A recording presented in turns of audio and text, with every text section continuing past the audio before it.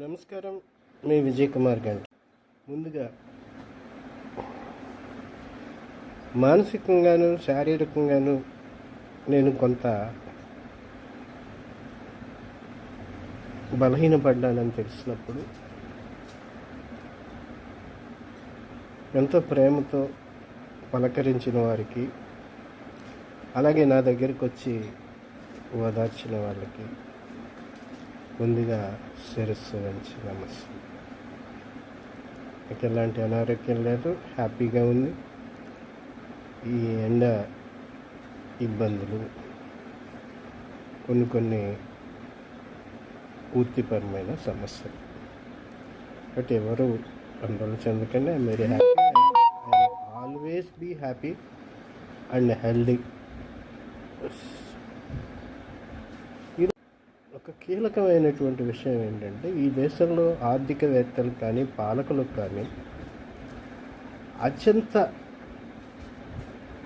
తేలిగ్గా దొరికేటువంటి వాళ్ళు ఎవరైనా అంటే రైతులు, మధ్యతరగతి కుటుంబాలు.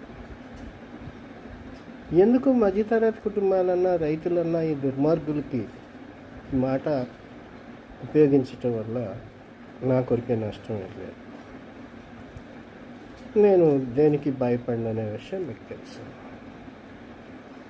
బంగారు రుణాల మీద ఇదివరకు ఏం చేసేవాళ్ళు అంటే, సీజన్ వస్తున్నప్పుడు అవి రెన్యూవల్ చేసి రైతుకి మళ్ళా పెట్టుబడికి అవకాశం కల్పించేవాళ్ళు. అంటే ఇబ్బంది పడకుండా. ఉదాహరణకి రైతు రుణం తీసుకోగానే వడ్డీ కడితే రెన్యూవల్ చేసేవాళ్ళు, అంత ఇబ్బంది లేకుండా. రైతు అసలు ఒకవేళ ఏదైనా ఎక్కువ వస్తే మార్కెట్ వాల్యూని బట్టి ఇస్తే రైతుకు పెట్టుబడికి ఉపయోగపడేది. మధ్యతరగతి కుటుంబాలకు కూడా ఈ రకమైనటువంటి పరిస్థితి.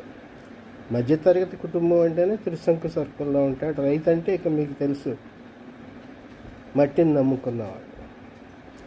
ఇప్పుడు అసలు రెన్యూవల్ సిస్టమ్ లేకోకుండా ఒక 4 లక్షలు లోన్ తీసుకుంటే దానికి వడ్డీ కలిపి ఆ మొత్తం ఒకేసారి కట్టాలని ఆర్బీఐ నిబంధనలు చేస్తుందంటే నరేంద్ర మోడీ ఆర్థిక మంత్రి కూడా ఆ మధ్య దాన్ని సమర్థించడం సరికాదు. మీరు రైతు కుటుంబాల నుంచి వచ్చామంటున్నారు, మధ్యతరగతి కుటుంబాల నుంచి వచ్చామంటున్నారు.